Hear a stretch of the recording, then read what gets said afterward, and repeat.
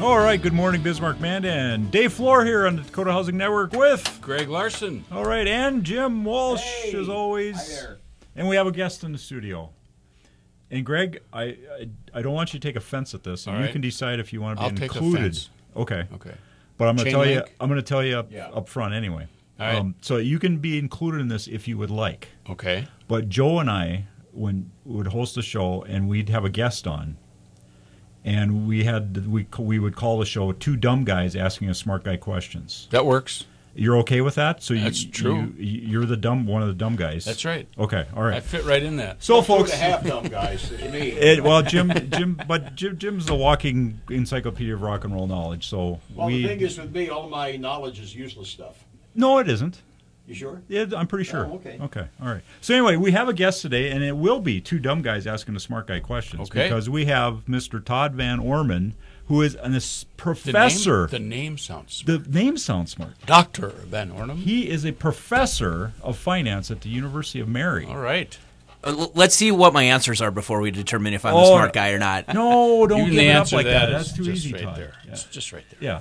Yeah. So anyway, but also you used to be an auditor at a financial institution. Correct. So I mean, Greg, the level of intelligence just went As up. long as you're not with the IRS, I'm good. You know, I used to be a regulator too, so multiple man. reasons. Oh my Oh, man. goodness. Auditor, regulator, multiple reasons to not like me. Oh, but boy. now I'm in a position where hopefully No, we like the you. So I students don't at need least to like me. invoke Yeah. the fifth. But I talked to some. I know some of your former coworkers because you were at First Community Credit Union. That's correct. And I know some of your coworkers, and they had nothing good to say about you. You should have stuck with the first one. Nothing good to say. I didn't know if you'd catch that or not. See how sharp he is. He's the sharp. smart one. He's sharp. No, Okay. So anyway, but no. Your mother must be proud. They had nothing but good to say about you, Todd. So we're expecting a lot today. Oh, no pressure. Okay, all right. So anyway, Greg, guess what interest rates did this last week from nothing? the Freddie Mac survey? No, they did dipped something. a little, didn't they? They went down 7. The 10-year Treasury fell 5 basis points this past week, and the 30-year mortgage rate dropped 7 basis points down to 3.96. Last week it went up 7 basis points, and now it went back down 7. So we're back where we were 2 weeks ago. So really nothing's Here we are. changed. Yeah. So as usual, it seems like since like December. I went back and looked at the chart. They have a chart with the Freddie Mac survey, and since December of 2016, rates are just doing the up and down thing, and they're basically exactly where they're at in 8 months ago. Which is so excellent news if you're a home buyer. It's good news if you're a home buyer and everything else. News, the European Union had some meeting today, the central bank, and that came out. They're going to do what everybody expected them to do, is not stop buying bonds over there until later at the end of this year or something. So nothing really is changing today either. So no big news, which is good. It's quiet on the interest rate front, which is good for everybody concerned. Credit cards, everybody. Okay, so today we have Todd, professor of finance at University of Mary. And Todd, why don't you just give us a little background on you? We kind of touched on it. But Sure. Why don't you give us your background here? Well, as I said, multiple reasons to not like me up to this point. Okay. I was an economics major at University of North Dakota. Then I was my first major, career move was as a banking examiner and a credit union examiner with the North Dakota Department of Financial Institutions. So I was there for a little over 8 years, and then, as you mentioned, First Community Credit Union as an internal audit manager for about 4, and now I'm out at the University of Mary. So any high school students out there interested in this stuff, come see me. All right. Cool. Outside of that, I probably the main reason I'm on today is I do a lot of volunteer work with financial literacy. It's kind of one of my passions, and So- works well with my day job, I guess you'd say. So that's kind of our topic today is financial literacy. What's that? Boy, Greg, you're really trouble. following through on I'm that in dumb guy trouble. thing. Thanks. I know my role. Way to sell it. Yeah, way to sell it, man. All right. Excellent work. That's a little scary though, since you're a realtor. It is a little spooky. It is a little spooky, but we know better. That you're not that dumb. Okay.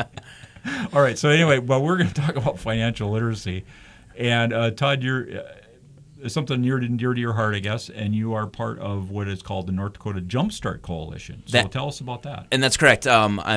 For this past year, I've been the president of the board of the North Dakota Jumpstart Coalition, and what that is, it's a group of whether it's financial institutions, some government agencies, just volunteers that kind of have, like I said, that passion for financial literacy.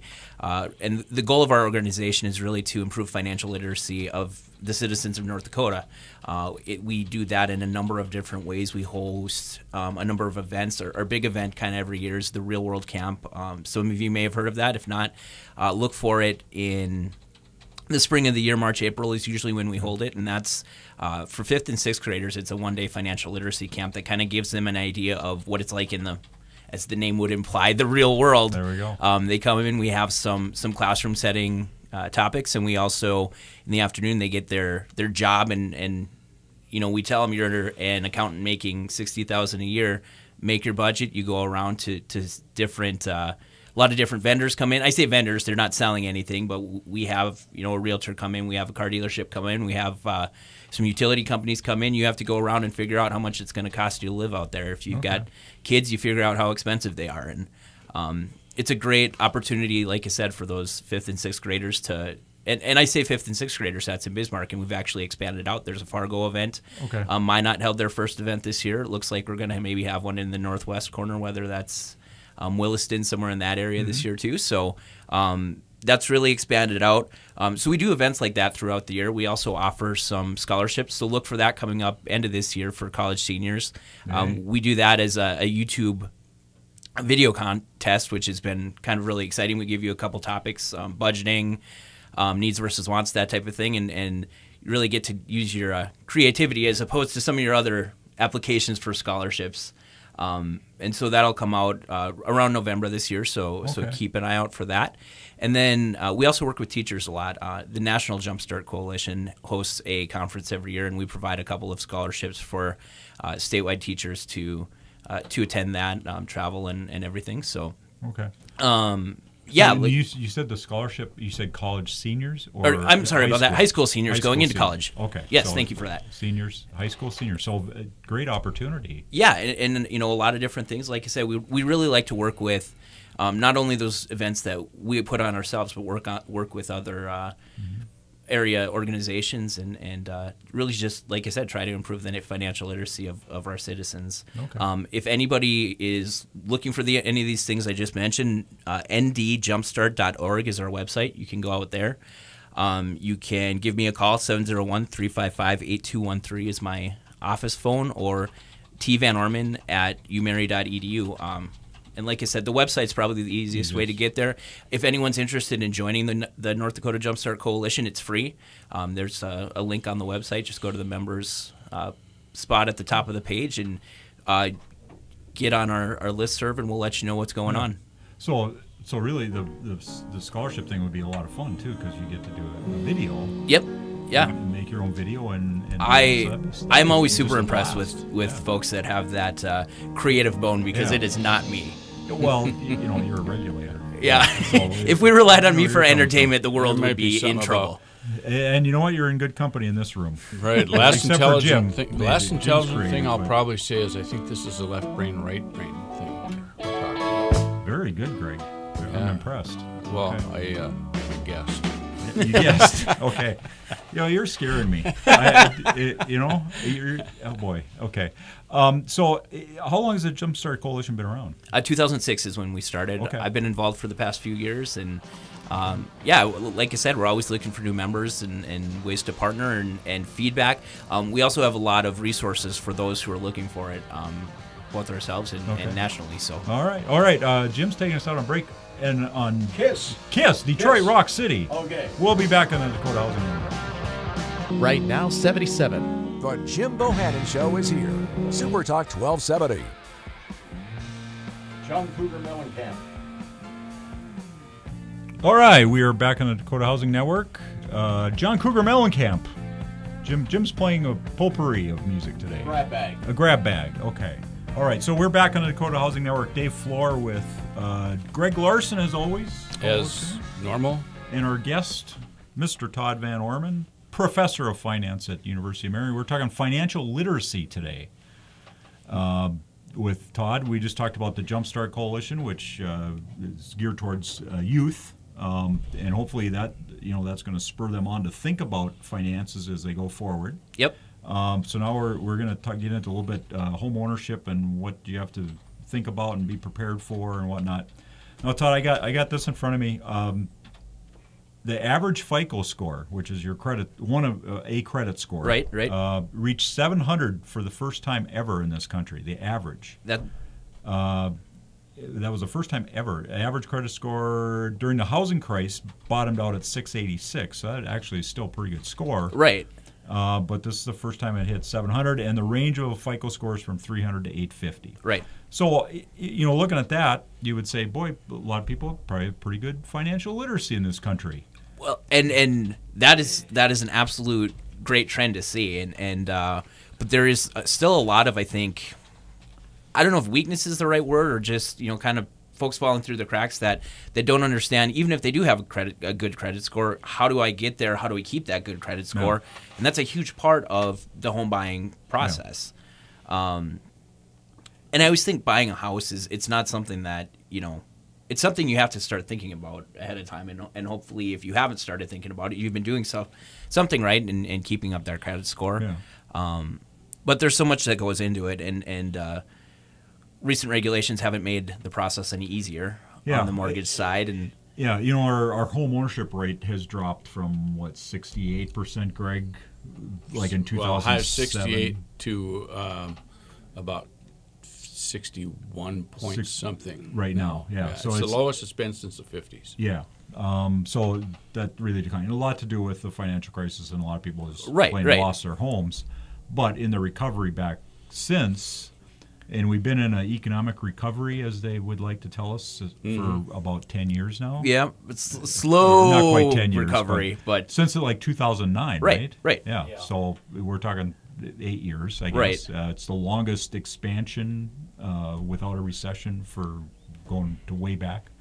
But people aren't buying homes like they were before. And, FICO scores are good, but a lot of what you just mentioned, regulations. Are people worried about it and that? But really now is a great time to think about buying a house, is starting that process. Right, and you mentioned the financial crisis, and I think, we see that trend in credit scores, and some of that might just be some of those foreclosures before, and that's starting to just roll off, because it does take, a few years, I believe 7 years for things like that to roll off, and so that's probably where you're seeing part of this trend. But really, as you go, even if you're still building your credit, there's ways that you can start to get ready for home ownership again, or for the first time if you haven't done it before. Okay. Again, the mortgage process is one of the most complicated, probably the most complicated lending process out there. It's a lot easier to get a car loan than it is for a home loan. So there's a lot more that goes into that. Part of what they look at is reserves or savings. So from a financial literacy perspective, having that budget in place and paying yourself first is kind of how we say it. Making sure you take 10% off the top and put that into a savings account, or more if you can afford it, and getting that set aside. And that's an important part of that process, whether it's for reserves. They'll look at how much money you're going to have even after you purchase the home, and then for a down payment as well. I mean, you can go back and forth. Interest rates, as you talked about, are still fairly low. So, how much money do you want to put down versus savings? That's an analysis that each individual will have to do. But really having those savings is a big part of that. Yeah. Credit scores is probably your biggest portion of that, and like you said, the trend is upward, but trends don't catch each individual either, and so making sure you're paying your bills on time, again, that's part of the budgeting process, making sure that your income is enough to cover what your expenses are every month, and again, along with that is kind of limiting debt. Debt to income is the other big thing that they're going to be looking at when you're looking at a home mortgage, and every time you have a credit card or take out a car loan, that's now money that has to go towards that bill every month, and that can't go towards a house payment. So you think of kind of the opportunity cost there of I want to go out to eat, but now that increased my credit card bill, particularly if you're not able to pay it off every month. Right. And it's very easy on credit cards to build that up, and it doesn't seem like it tends not to be the $1,000 or $2,000 or $3,000 charges that you put on a credit card that build up that debt. It's the it's the $40, it's the $10 here and there that just doesn't get paid off at the end of the month. Right, and even if you charge $500 a month, right, and it's on stuff that did I really need that or not? Right. And maybe you go out to eat, and I think going out to eat is a big thing, because our restaurants certainly are full. They seem to be.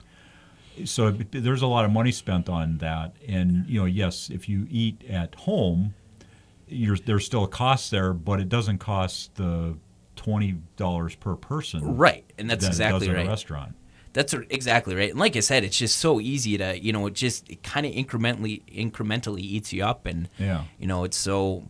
So maybe it costs you $5 to eat at home. So that's $15 that you're saving every time you don't go. And out you to take eat. that over 3-4 times a week, over a month, over a year, and all of a sudden you've got a $300-400 minimum payment, and that's just to try and keep it up, and that's not paying down debt at all. Yeah. No, you could alleviate that by ordering something and then cutting it in half and saving it for another meal. Right. There's certainly ways to and then you save wouldn't have money to buy new clothes. And then you wouldn't have to buy new clothes. That's exactly very right. Good. Good point, Greg. you get some gems every once in a while. Every now and then.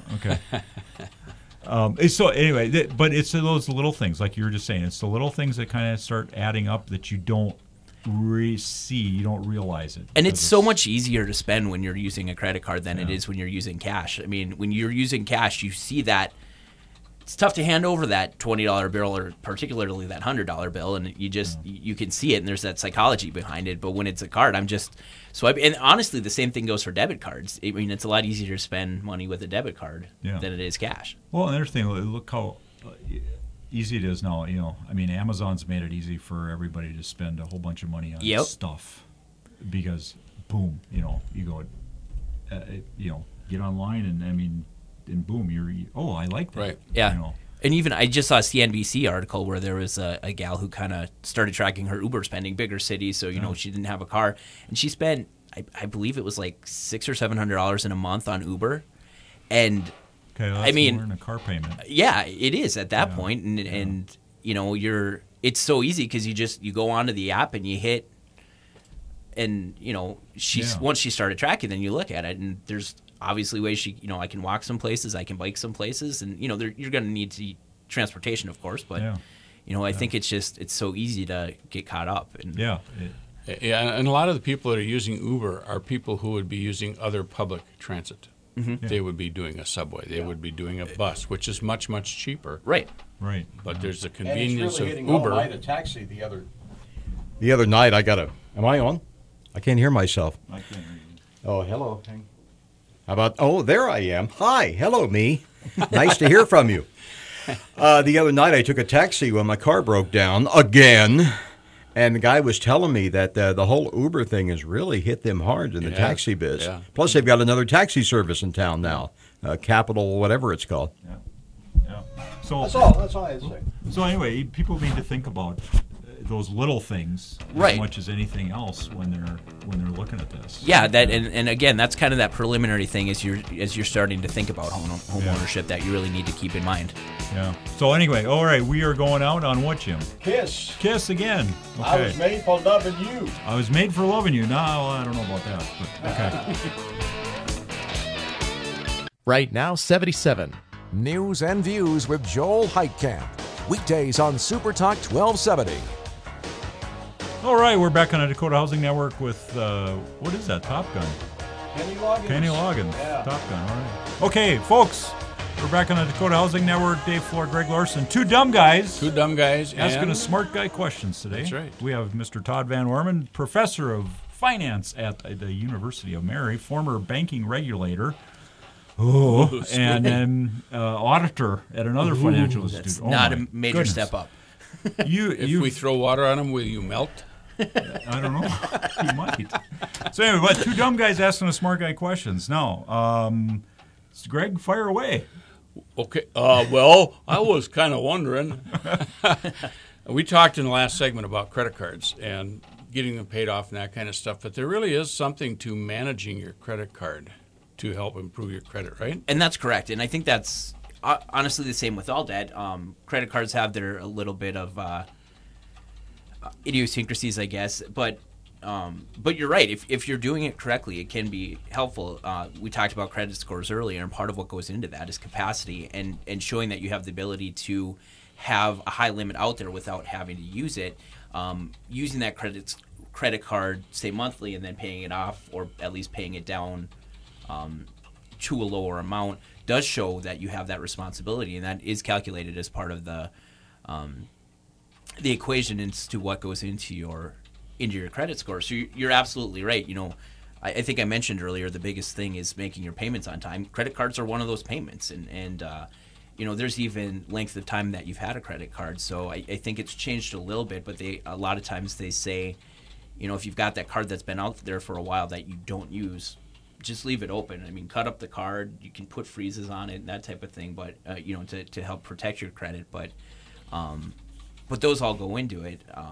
Now, I will say, if you're somebody who has trouble handling it, sometimes you're better off just cutting off. Just like if I have trouble handling my alcohol, I probably just shouldn't drink. But use cash. Right, and that's exactly right. But it is an important part, and it can help in that process of building up your credit. That's absolutely right.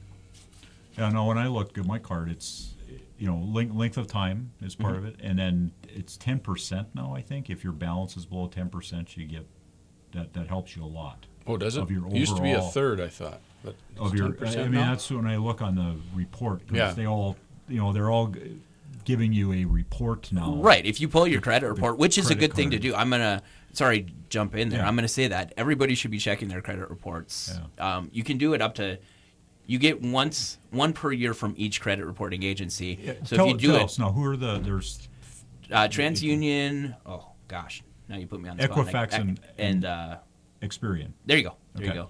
And now, what should you do with that when you're checking the reports, Todd? So this again, each one of them is required to give you a free report each year. That doesn't necessarily have to include your score, but they're required to give you a report. So kind of I'll say the best way to do it is to pull one each every 4 months, and then you can kind of keep an eye on it throughout the year, and that at least allows you to see, did somebody open up a card in my name, or is there a mistake on there? There's a lot of them that do have errors out there, and again, as you go into the mortgage process, you want to be aware of those. You don't want to have an offer in on a house, and all of a sudden there's an error, and then you're trying to get it fixed, because a lot of times it's not a easy or a quick fix. So you don't want that surprise then. If you kind of keep an eye on that throughout the process, like I said. Yeah. Prior to buying a house, that's really a positive. Yeah, because Greg, if somebody goes in, they put an offer on a house, and then they go in and check their credit, and there's an error, and it's an error that is going to stop the lender from approving the loan. That's going to take 30 days maybe to get something corrected. Right, at least. Well, then you may have just killed your deal. Yep. Yeah. Yeah. That's the best advice any realtor or anybody who's talking to somebody about buying a house is make sure your credit is clean and you are pre-approved by a qualified lender before you take the step of making an offer on a house. Yeah. Now, there's a website you can go to get the reports from the three bureaus, and that's it's a universal site, right? It's correct, and it's freeannualcreditreport.com, I believe. Or annualcreditreport.com, yeah. Okay. And there's a lot of them out there that aren't that, so make sure you're getting the correct site. Yeah.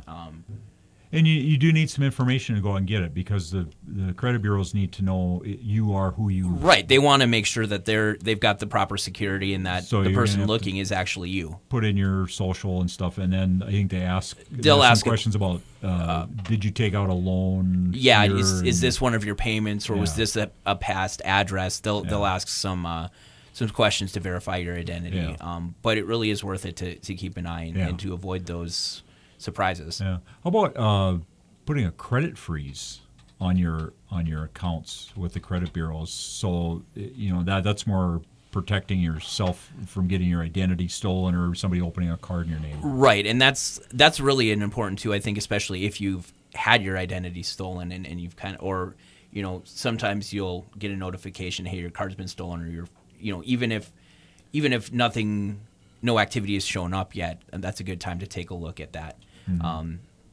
it causes some headaches, so it kind of depends on where you're at in processes. You'll have to unfreeze it, and I think there's a process that goes along with that. But there's certainly times where, you know, if you do believe you're at a higher risk, that's certainly a tool you can use. Yeah, I think I mean, I've done it. I have a freeze on our accounts at the bureau. It's just because I'm not going to be refinancing or getting an auto loan anytime. So I've just went out and done it because there's a protection area. It's like $5 it costs, or $10, I think.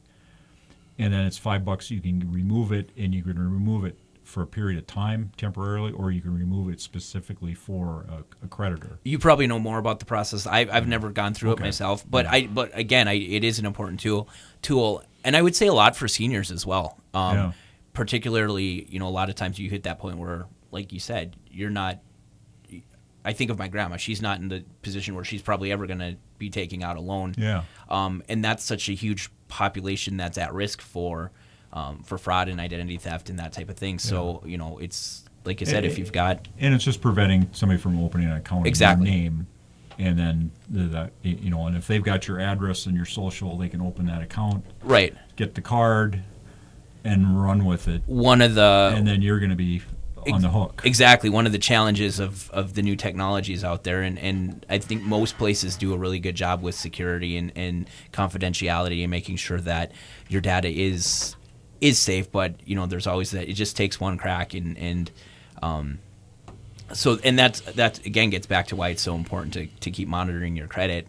Target a couple years ago, when they had, you know, if everybody remembers, the credit card data got stolen. And hackers are so smart these days. The way they got into Target's system was through the HVAC system. Oh yeah. It was all one. It was all one big computerized system. Oh, sure. Corporate keeps an eye on you know, how the temperature settings are on the store. And I think one of their vendors didn't. It wasn't even Target. It was one of their vendors didn't run an update, and they were able to backdoor into that. So I mean, who thinks of that even as an option? So like I said, technology is great, and it certainly made things easier, and I'm not trying to scare folks about that, but that's why you take kind of responsibility and watch your own credit for those possible times when something like that happens. It kind of seems like there's a hacker story. Every week. Yeah. That hackers got into some database. If only they used their knowledge and power for good instead of evil, we'd be in good shape. It's a profession. Kind of like the Joker. Yeah, the Joker.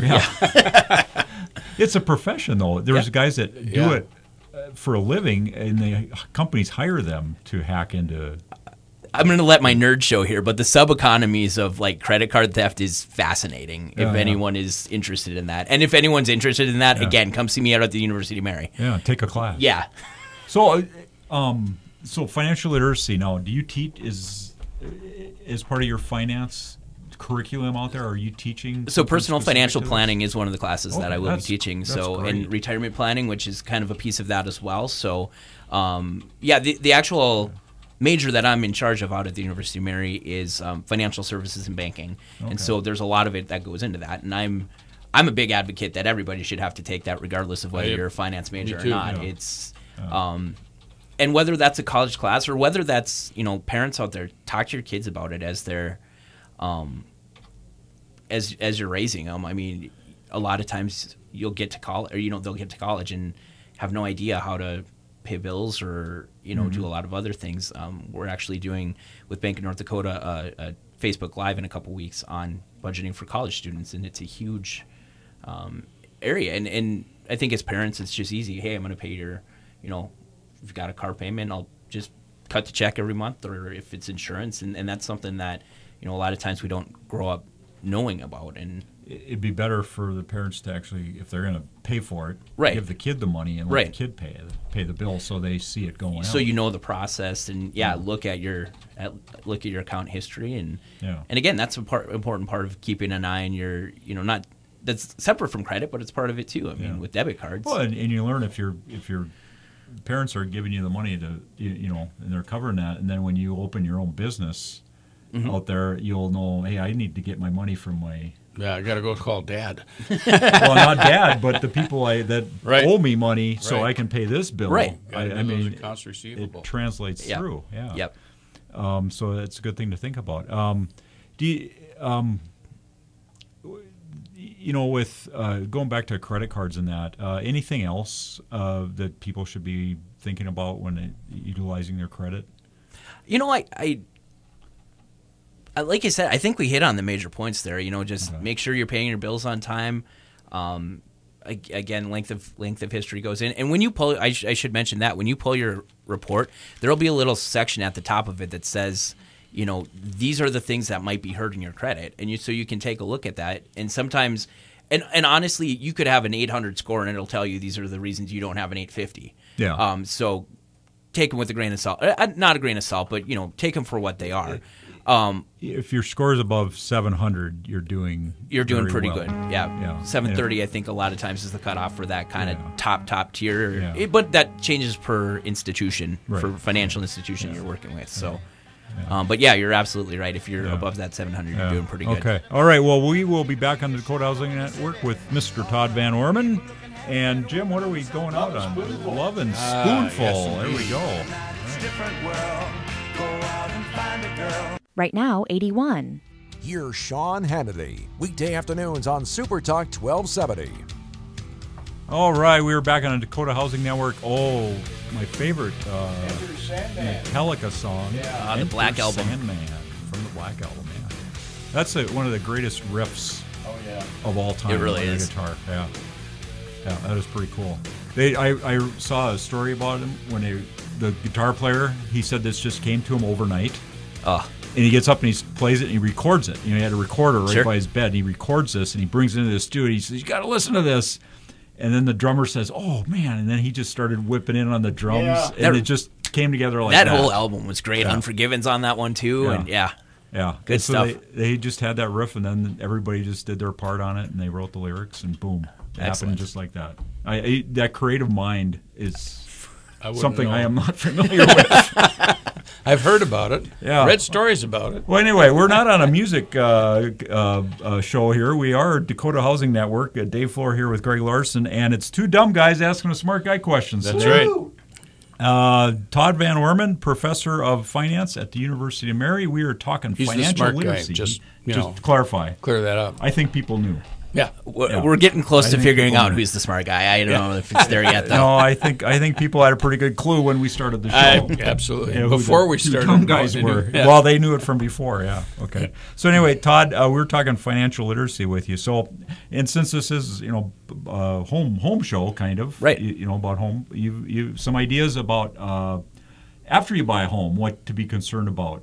Right, financially, and kind of what we've talked about so far has been that preliminary process. Again, making sure you're building up those savings, making sure your credit's there, and that there's not going to be any surprises. But really, there's post analysis, and I guess it's maybe as you go through the home buying process that you have to do. And obviously, budgeting is a huge part of before you buy a house, but then you're going to need to adjust that budget once you do. And so when you're figuring out how much house can I afford, there's a lot of those, I think, maybe hidden costs that a lot of people might not take into account. It's things like, if I'm coming from an apartment into a house, my utilities are probably going to go up. It's going to take more to heat the house, and I may be using more water, that type of, if I'm watering my lawn, now I have to figure all of that out. Even as part of the mortgage process, if you're not putting a certain amount down, you're required to have private mortgage insurance, and maybe that's something that you didn't account for in your payment. And even, to a lesser extent, I think most people would realize, but, maybe you don't, if you're just doing a calculator on, how much house can I afford, and it's telling you this is what your principal and interest payment is going to be. That's not all that goes into your payment. You also have that escrow that's going to include, PMI will be part of that, but you also have your home insurance, which obviously is going to be an increase from renter's insurance. You're going to have flood insurance, if that's part of it. We talked about a little bit about that off air earlier.